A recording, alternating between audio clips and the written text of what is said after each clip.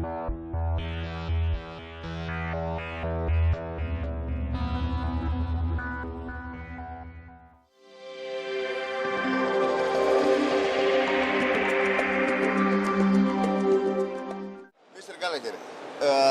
4 years, we are here at the Pοσειδώνια exhibition. Tell us about the presence of the Marshall Islands Registry at the exhibition here. Well, we started, the first time we ever exhibited in Pοσειδώνια was back in Pειραιά, year 2000. And we had a very small booth and a very small little fan and a very hot building at that time. And so it's amazing to me, after all these years, 20 odd years later, and you're seeing this tremendous hall. We have a nice booth here, we have a great presence, our local office with 55 employees. Back in the day we had 3 employees, so it's really been great for us as far as Pοσειδώνια has helped launch the Marshall Islands Registry, really. When we started gaining some momentum was when we first came to Pοσειδώνια. And so now we have, as you know, the youngest and greenest fleet, over 190 million gross tons. It's a tremendous registry, and of course our number one business area is Greece. Our largest market and ship owners that support us in the world is here in Greece. So of course we have to be at Pοσειδώνια. This time I want to announce too that Theo is now taken over as our Chief Commercial Officer worldwide, and Simon is taken over from John Ramage as our Chief Maritime Officer. And together they're kind of sharing his duties. He's just retiring. So some changes coming along, and of course we haven't been here for 4 years. We added an office in Vancouver just recently, so we're always changing, we're always looking for new opportunities and for growth, and we're very happy to be here. Thank you. Mr. Ξενακούδης. It's really exciting for us that we're back to Pοσειδώνια again after 4 years. As you all know, we had been suffering from COVID-19 and the pandemic consequences for the past 3 years with lockdowns, and we couldn't get together with people and clients and friends. So it's good to be back to Pοσειδώνια again. As you all know, it's been quite crowded with a number of guests and visitors coming to town for the events and the cocktail receptions, and of course the exhibition and the conferences around the exhibition. There are many topics on the agenda right now, as you know, decarbonization and digitalization, which concern the industry a lot. So there are many good speakers and organizers coming, like BIMCO or Helmepa, and they're doing very serious and important events in town for people to get together. I'm personally happy because we have many people traveling again to Greece from our, of course, US, UK offices. Unfortunately, we couldn't have people traveling from worldwide yet, but hopefully we'll do it next time. But this is a good progress, it's a good start for us and the industry. As you see, we have a very good booth again. People are happy. I see many friends and clients that I haven't seen for a long time. It's my first day today in Pοσειδώνια, so I see many people coming over and say hello to us. So this is really good for us, and I hope that everybody, like all companies, will have a successful Pοσειδώνια week. Thank you. Simon, now I would like to come to the burning issue that is of concern to the entire shipping industry, I would say, that of decarbonization. To what extent and how does your registry monitor it? Yeah. Well, I think we have to say that we have to be able to look our children and our grandchildren in the eyes and say we did the best that we could. And I do truly believe that the industry will rise to the challenge.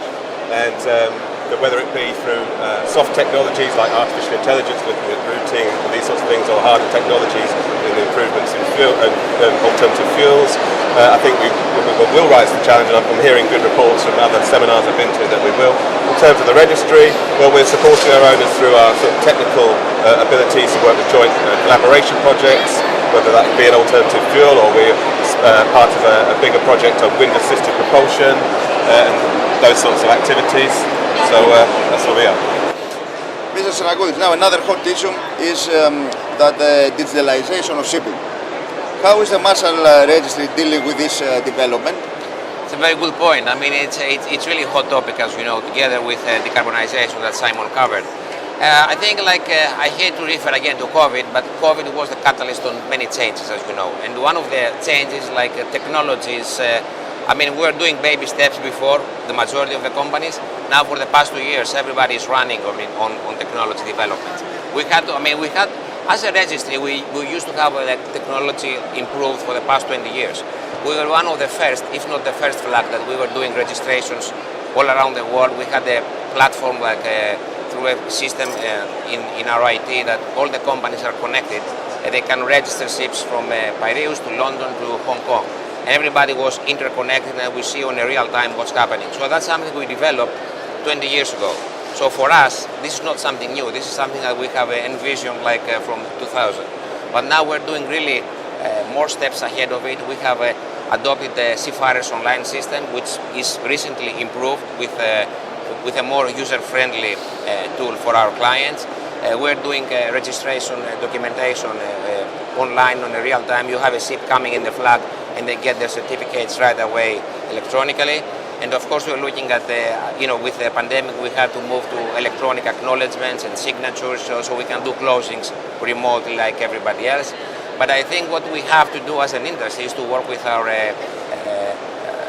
stakeholders like class societies, ROs for example, because we're going to see, as Simon probably knows better than I do, remote surveys and things which have been not the normal in our industry.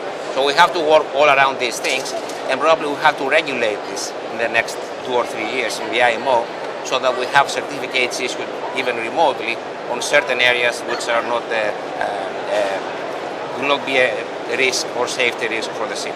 Do you think that the shipping industry is ready to face the challenges that the new sustainability requirements bring? I'm referring to the ESG, environmental, social, corporate responsibility criteria. Okay.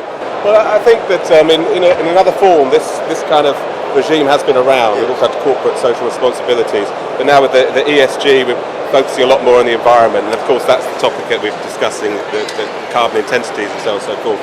So I think as far as the flag is concerned, you need a quality flag, which we are for an owner.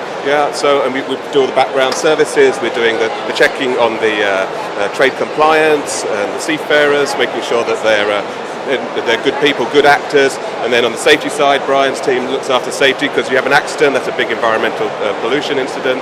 And then at the IMO, we're fully engaged with all of the activities going on there. If I could just add something to what he said, we also have for like Maritime Labor Convention, looking out for the seafarers, we have a dedicated officer who handles all complaints, MLC complaints, on a daily basis. So we make sure that we're very, very responsive on that standpoint. Also, if you look at this market here, so many of the Greek owners have public companies, publicly traded Marshall Islands companies in New York. A lot of ESG is being driven by the public companies, and and the shareholders are demanding that the companies respond to that. So we are very happy to offer the platform where you can have a corporation trading in New York under the Marshall Islands flag. Marshall Islands Registry, Marshall flag also is every year in Coal Ship 21 from the USA Coast Guard. Tell us a little bit about that issue. Yes, well, for 18 years in a row we've been on Qual Ship, and that's really an achievement by our owners and operators. So you look at our owners and operators that we have in the registry, and they're fabulous. They do a good job, they run the ships, we're there to support them, we're there to support the crews and actually influence good behavior on board the ships. It's the same old things that ships are getting in trouble for time and time again. And focusing on some of those areas with the owners and operators, improving that communication makes a big difference. So that's what we're focusing on there. Yes. If I could just add on Qual Ship, 18 years in a row, it's really, we say that like it sounds easy, but 18 years in a row has been a really tremendous achievement. Some registries will get on the Qual Ship and then they'll be off for several years. It's one of our major competitors just got on Qual Ship for 1 year. 18 years is another story. So it's the consistency of the quality in our registry that really shows. Mr. Ξενακούδης, the Marshall Islands Registry still has a leading position in the Greek-owned fleet, as we said already, according to the recent data of the report presented by the Greek Shipping Cooperation Committee in London. So we understand that the Piraeus office plays a critical role. I think shipping is people's business, so we have to stay close to our clients. One of the things that Bill and the senior management of the company decided many years ago was to decentralize most of our operations, starting from the registration of ships, issuing of documents, and then gradually we improved, like adding technical staff, inspections. So everything was, the idea was everything to be done locally. And that's what the owners appreciate, not only in Greece, but of course worldwide. But since we are speaking about the Greek market, we have every division of the flag is represented in our office in Greece. So we have a strong technical team, we have very good inspectors, we have people working on radio, on documentation of ships, so we can cover almost 99% of the service of a flag state locally in Greece. So when someone has a problem, he can always call our office and solve it out right away, even sometimes without emails or without bureaucracy or like documentation coming back and forth. So this is really important, and the report represents the reality that the Marshall Islands was the first choice for the Greek ship owners in the past year, because we got almost 2 or 3 times more tonnage than our competitors. So I think the owners appreciate the fact that they can get real service, quick service, but also quality service from our people. I mean, we want to grow, and this is important. We want to grow, but we don't want to grow like no matter what and getting all the ships or ships that we shouldn't have in the flag, or managers or people that we don't want to work with. We want to grow the flag, but we want to have good people, quality operators, and good and safe ships. Yes.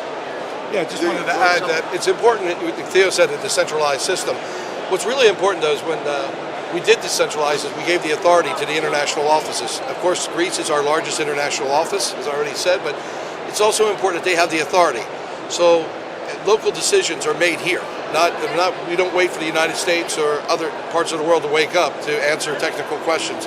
Our Greek office is fully empowered and authorized to act on behalf of the registry, and actually is our leading international office with the experts that Theo has hired. So I just wanted to add that. It's really important that they have the authority to act. That's most important. Thank you very much. Thank you. Very much.